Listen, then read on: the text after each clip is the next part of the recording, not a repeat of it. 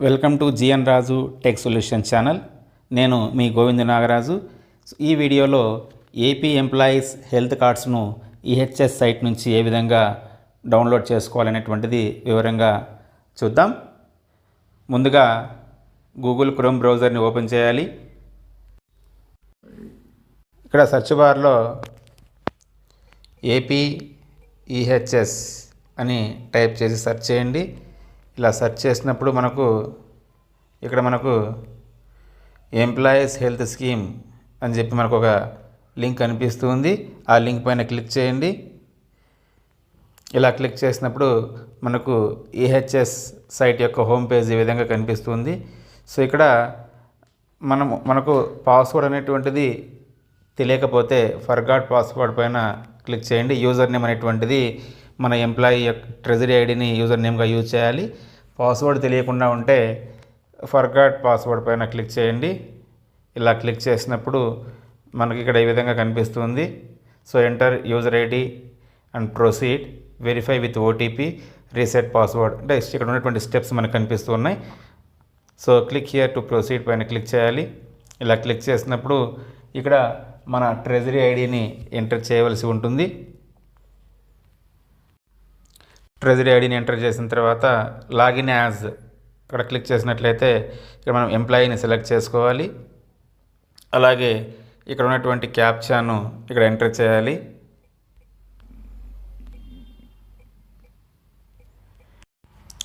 Go మీద click చేయాలి. ఇలా క్లిక్ చేసిన తర్వాత ఇక్కడ మనకు one time password has been send to your mobile number, please enter OTP to verify your mobile number అని చెప్పని అడుగుతుంది. సో మన రిజిస్టర్డ్ మొబైల్ నెంబర్కి ఓటీపీ రావడం జరుగుతుంది. ఆ ఓటీపీని ఇక్కడ ఎంటర్ చేయాలి.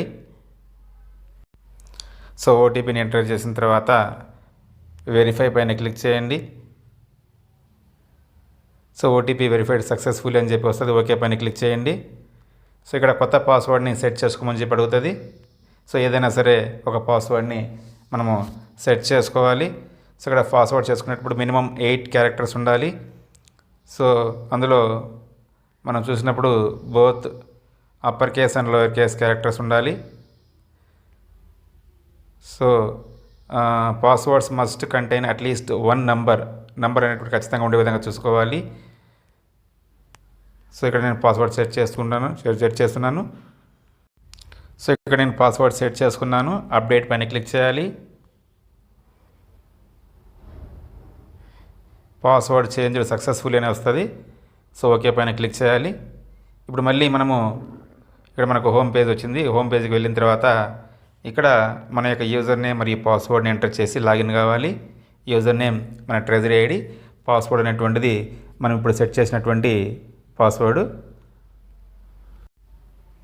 So user name password enter చేసిన తర్వాత లాగిన్ టైప్ దగ్గర సెలెక్ట్ పైన క్లిక్ చేసి ఎంప్లాయీని సెలెక్ట్ చేసుకోవాలి. తర్వాత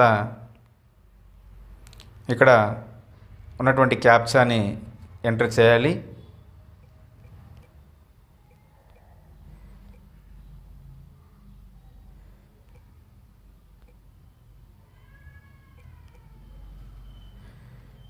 క్యాప్చాని ఎంటర్ చేసిన తర్వాత లాగిన్ పైన క్లిక్ చేయాలి. సో లాగిన్ పైన క్లిక్ చేసిన వెంటనే మనకి ఈ విధంగా పేజ్ అనేటువంటిది హోమ్ పేజ్ అనేటువంటిది ఓపెన్ అవుతుంది.